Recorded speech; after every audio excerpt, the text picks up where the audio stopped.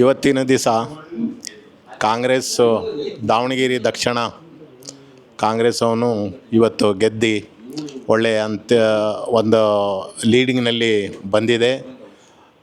ಒಳ್ಳೆಯದಾಯ್ತು, ಭಾಳ ಖುಷಿ ಆಯ್ತು.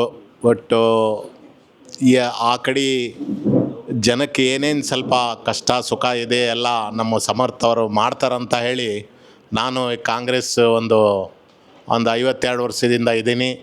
ಆದ್ರೂ ನಾವು ನಮ್ಮ ಶಂಕರಣ್ಣರಿದ್ದರು, ಯಾವಾಗಲೂ ಅವರು ನಮ್ಮ ಎಲ್ಲ ಮುಸ್ಲಿಂ ಜನಕ್ಕೆ ಹಚ್ಕೊಂಡು ಭಾಳ ಪ್ರೀತಿಯಿಂದ ಅವರೆಲ್ಲ ಹೋಗ್ತಾಯಿದ್ರು. ಅದೇ ಥರ ನಮ್ಮ ಸಮರ್ಥವರು ಹೋಗಬೇಕಂತ ಅವರಲ್ಲಿ ಒಂದು ಮನವಿ ಮಾಡ್ಕೊತೀನಿ. ಬಟ್ ಅವರು ಭಾಳ ಕಷ್ಟ ಬಿದ್ದು ಈ ಎಲೆಕ್ಷನ್ನಲ್ಲಿ ನಾವು ಡೈಲಿ ಹೋಗ್ತಿದ್ವಿ. ನಾವು ಅಲ್ಲಿಗೆ ದಾವಣಗೆರೆಗೆ ಬಸಪ್ಪ ಕೃಷ್ಣ ಸಾವರು, ಪೂಜಾ ಹೋಟ್ಲ್ ಕೃಷ್ಣ ಸಾವರು, ನಾನು, ಕುಲ್ಗೇಶ್ ಅವರು ಎಲ್ಲರೂ ಹೋಗಿ ಡೈಲಿ ಸಾಯಂಕಾಲ ಹೋಗಿ ಎಲ್ಲ ಕ್ಯಾನ್ವಿಸ್ ಮಾಡ್ತಿದ್ವಿ, ಜೊತೆಗಿರ್ತಿದ್ವಿ.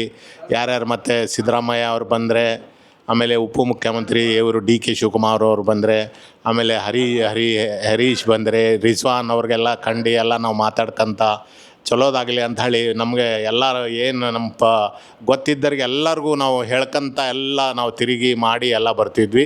ಇವತ್ತಿನ ದಿವಸ ಒಂದು ದೇವರು ಒಂದು ಫಲ ಕೊಡ್ತು, ಗೆದ್ದಿದ್ದಾರ.